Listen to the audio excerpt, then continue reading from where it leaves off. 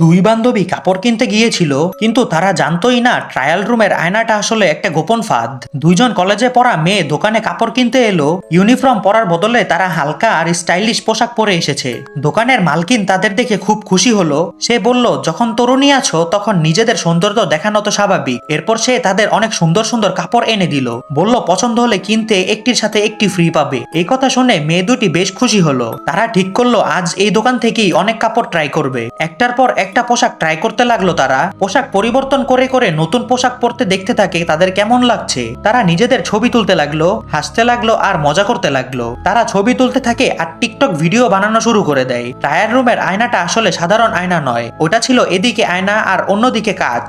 অন্য পাশে কিছু ধনী লোক বসেছিল যারা লুকিয়ে এই দৃশ্য দেখছিল। আসলে দোকানের মালকিন কাপড় বিক্রি করে টাকা কামাতো না, সে এই গোপন কাজ থেকে বেশি টাকা পেত।